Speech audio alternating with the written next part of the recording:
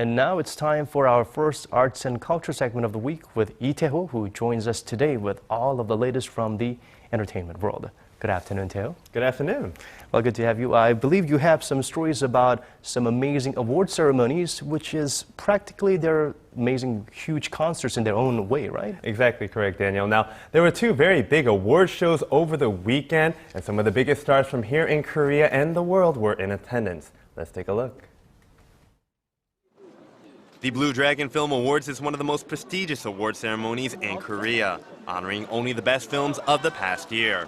The ceremony was established in 1963, then discontinued in 1973, only to be resurrected again in 1990. Since its revival, it has been held every year, and Friday was the 34th annual show. This year, the award for Best Film went to a dark horse contender, the film Wish, directed by Lee Jun-ik and starring Sol Kyung-gu and Ji-won. The film about a family struggling to cope after their daughter is subject to a horrible crime won two other awards: Best Supporting Actress for Ra Mi-ran and Best Screenplay for Kim Ji-hye and Cho Jung-hoon. World-class director Bong Joon-ho took home the top prize in the Best Director category for his hit film Snowpiercer. Hwang Jung-min was named Best Actor for his work in the film New World, and Han Hyo-ju won Best Actress for her role in Cold Eyes. Congratulations to all the winners this year, and with the Korean film market booming, we'll be looking forward to next year's festivities. Well, I'm sure most of them deserve what they got, but I'm sure many people, experts, fans, will agree that some maybe award should have gone to some other candidates. Like it was surprising to see that The Face Reader didn't win a Best Film Award. Instead, it was Wish, which I don't think was the biggest and the most exciting movie of the year. It was kind of lukewarm in many people's opinion, right? Well, it was really surprising for me as well, because The Face Reader was such a popular hit, not just here in Korea, but a lot of fans around the world were looking forward to it as well. And it only picked up one award, and that was to Lee Jung-jae, most rightfully, of course, for his role in The Face Reader as the ambitious nobleman. Right. You know, Lee Jung-jae, he has been really been in the spotlight for not being able to deliver despite his amazing status and popularity as a superstar. But, you know, it's not this one, but instead we had the other movie before this, 신세계 or New World, where the director really utilized Lee Jung-jae nicely. It's just like how the Wachowski brothers used Keanu Reeves the right way by making him talk less and using him as a visual still piece a little bit more. I agree with you. The directors, they did such a great job of pulling out the character and utilizing, like you said, the actor's truest abilities. And Lee Jung-jae was absolutely fantastic in his past two films here. Right. Face Reader, I think this was a nice little way for him to shake up some more of his acting muscle, showing that he has a little bit more to offer than what was already largely, widely applauded and accepted by the audience in New World.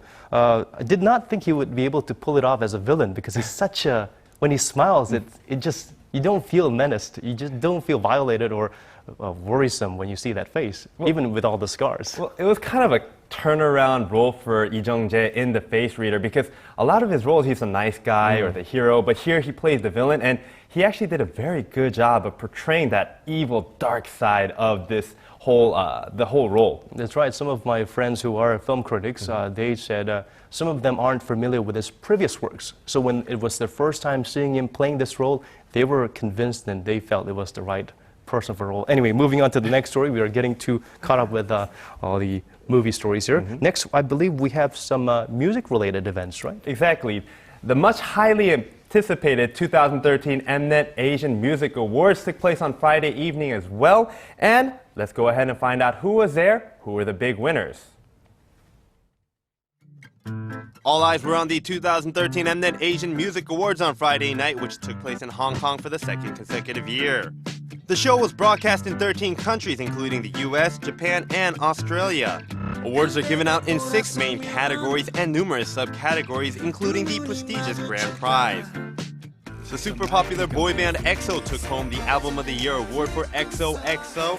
The group was on stage for a whopping 11 minutes performing their hits Growl and Beauty and the Beast. The Song of the Year award went to industry veteran and Korean music legend Jo Young-pil for his hit single Bounce. G-Dragon of the group Big Bang picked up the Artist of the Year award, which was no big surprise considering the success of his latest album, Coup d'etat. But the highlight of the evening was the performances. The headliners included Stevie Wonder and late addition Paris Hilton. Fans went wild for Crayon Pop and the YouTube sensation Ylvis and the combo of CL with the duo Iconopop. But perhaps the most interesting combo of the night consisted of Stevie Wonder, Aaron Kwok, and Hyodin of the group Sistar performing I Just Called to Say I Love You. The girl group 21 took the stage to perform Missing You for the first time on TV. Pop superstar Rain gave fans a medley of his hits, How to Avoid the Sun, It's Raining, and Hip Song, and announced that he will be releasing a new album on January 6th called Rain Falls Again. Congratulations to all of this year's winners and welcome back Rain. Well, it's good to see this Eminent Asian Music Awards getting bigger and better every year. It was pretty amazing with, they seem to have more and more bigger and bigger stars every year, right? Exactly. Now, with so much focus being on K-pop and K-culture around the world, I'm sure events such as the Mnet Asian Music Awards will have even more attention, most likely next year.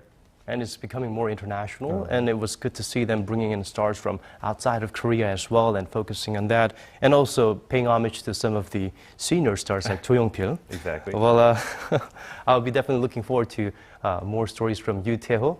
For now, I guess we are more or less running out of time. Unfortunately, we'll have more from you tomorrow, right? All right. Yeah, exactly. Thanks for being here. All right.